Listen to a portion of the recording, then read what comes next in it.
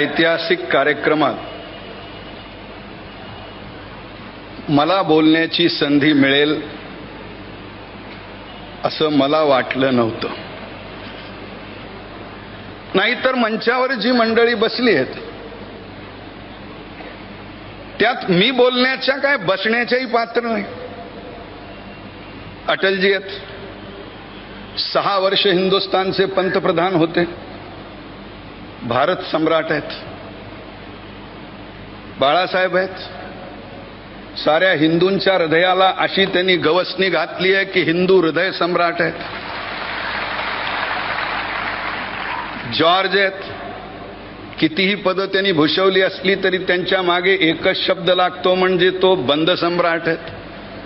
आजकाल त्यांनी मुंबई बंद केलं नसलं तरी पार्लमेंट बंद करत असल्यामुळं बंद सम्राट हा शब्द त्यांच्याबरोबर आजही लागू आहे. शरदरावांच्या रूपाने जाणते राजे इथे आहेत म्हणजे अजून एक सम्राट आहेत. बाबासाहेब पुरंदरेंच्या रूपाने शब्द सम्राट आहेत. इतक्या सम्राटात कुणीतरी सम्राज्ञी असली पाहिजे म्हणून स्वरसम्राज्ञी असलेल्या लताजी सुद्धा इथं बसलेल्या आहेत. आणि त्या कोपऱ्यात राज आणि या कोपऱ्यात उद्धव असे 2 छोटे सम्राट आहेत.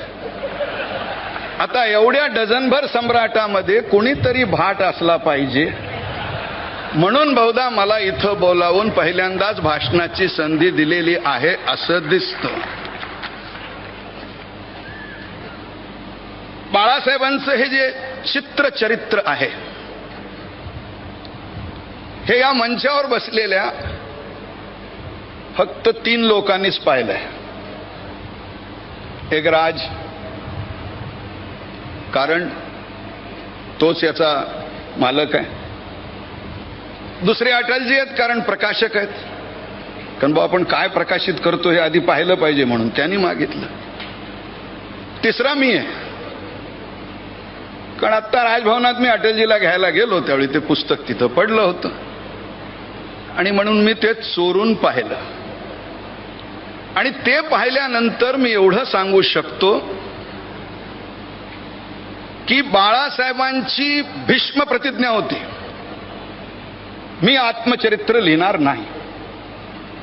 आता पुष्कळ लोक भीष्म प्रतिज्ञा करतात, पण भीष्मानंतर आपली प्रतिज्ञा पाळणारा जर एक माणूस कोणी असेल तर ते बाळासाहेब ठाकरे. त्यांनी ती प्रतिज्ञा पाळली.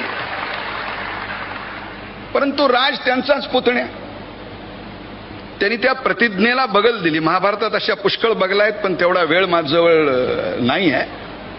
आणि अशी बगल दिली की त्यांनी सांगितलं की हे लिहायचं थोडंच आहे, हे बघायचं आहे. पण आपल्या सगळ्यांना माहित आहे, विशेषतः पत्रकारांना माहित आहे की एका चित्राचा परिणाम हा एका अग्रलेखापेक्षा किंवा हजारो शब्दांच्या लेखापेक्षा मोठा असतो. आणि म्हणून कोणीतरी पत्रकारांनी ज्यावेळी लिहिलं की 1000 रुपयाचं पुस्तक, हा आपला मराठी स्वभाव, मी राजला म्हटलं की ह्या पुस्तकाची किंमत 1000 रुपये तू इतकी कमी ठेवली आहे. आणि म्हणून मी एवढंच सांगू शकतो की राज जे करतो ते नेत्रदीपक असतं.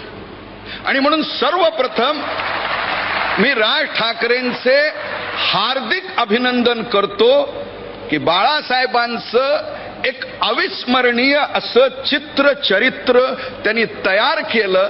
आणि मी आपल्याला ग्वाही देऊ शकतो, ह्या पुस्तक विक्रीचं कमिशन मला नाही, पण मी आपल्याला ग्वाही देऊ शकतो की हे जर पुस्तक हातात घेतलं तर तासोन तास आपल्याला चाळत बसता येईल अशा पुस्तकाची ही ताकद आहे. बाळासाहेबांच्या लग्नपत्रिकेपासून ते त्यांच्या विचारापर्यंत प्रत्येक गोष्ट इतक्या सुंदरपणे मांडले. आणि म्हणून मी म्हटलं की खरं तर बाळासाहेबांनी चरित्र, आत्मचरित्र लिहावं अशी आमची इच्छा आहे. ते ऐकणार नाही ही गोष्ट वेगळी, पण इच्छा आहे. कारण बाळासाहेबांचं चरित्र लिहिता येत नाही, कारण ते जसे बोलतात, वागतात, विचार करतात असा दुसरा माणूस भूतलावर नाही. त्यामुळं ते स्वतःबद्दलच लिहू शकतात. परंतु आता ते लिहिणार नसल्यामुळं हे पुस्तक आलंय. आणि या पुस्तकाचं वर्णन करायचं तर मी एवढंच म्हणेन की जर बाळासाहेबांनी कधी आत्मचरित्र लिहिलं असतं तर त्यांच्या भाषेनुसार ते सूर्यासारखं दाहक झालं असतं. पण बाळासाहेबांच्या सूर्याची दाहकता चंद्राच्या शीतलतेत बदलण्याची ताकद ह्या चित्रचरित्रात राज ठाकरे यांनी करून दाखवलेली आहे. आज अक्षय तृतीया आहे आणि अक्षय तृतीयेचं हिंदू धर्मातलं, कारण हा 1 जानेवारी नाही आहे, मदर्स डे नाही आहे, फादर्स डे नाही आहे, व्हॅलेंटाईन डे नाही आहे, त्यामुळं अक्षय तृतीया काय आहे असं थोडासा आजकाल लोकांना माहीत नसतं. म्हणून अक्षय तृतीयेचं महत्त्व हे आहे की अक्षय तृतीयेला जर आपण एखाद्या देवतेचं पूजन केलं तर ते पूजन हे अतिशय पवित्र आणि अक्षय राहतं, अशी त्याची संकल्पना आहे. आणि या पुस्तकाच्या रूपाने मला वाटतं राजने आपल्या देवतेचं अक्षय पूजन करण्याचा विक्रम या क्षणी केलाय.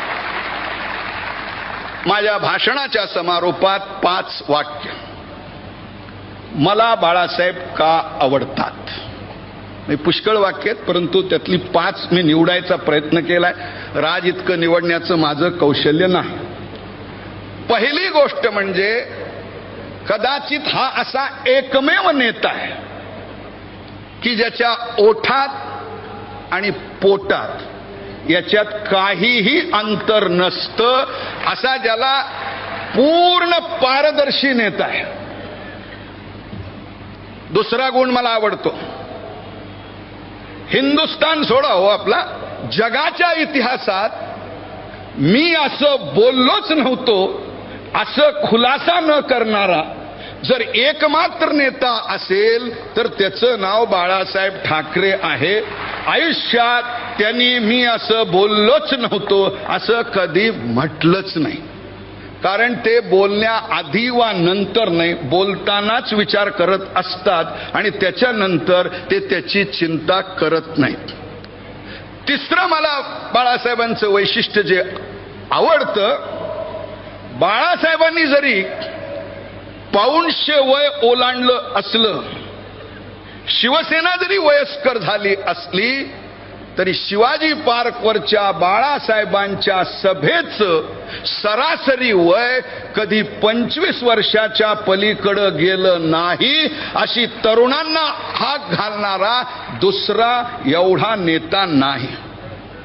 चौथं, मराठी माणूस म्हणजे चुकून पुस्तक प्रकाशनाला एकत्र आपण आलो तर केवढी चर्चा सुरू झाली की कोण एकत्र आले.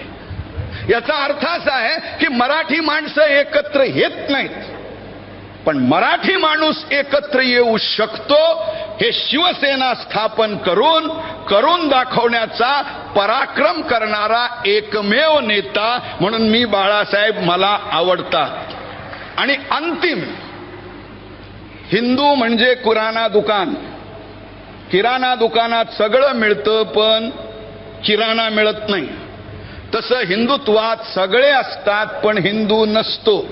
हिंदू हिंदू म्हणून कधीही मत देत नाही, तो जातीवर मत देतो. मला वाटतं हिंदुस्थानच्या इतिहासात हिंदू हिंदू म्हणून मत देऊ शकतात हे सिद्ध करणारा पराक्रमी नेता म्हणून जर ओळखायचं असेल तर ते बाळासाहेबांना. आणि मला असं वाटतं की जशी सृष्टी ही पंचमहाभूतावर अवलंबून असते तशी बाळासाहेबांची प्रतिसृष्टी ही या पंचमहाभूतावर अवलंबून आहे. त्याची दृष्टी आपल्याला हवी असेल तर आपण हे चित्रचरित्र स्वतः विकत घेऊन वाचावं, एवढीच विनंती. धन्यवाद.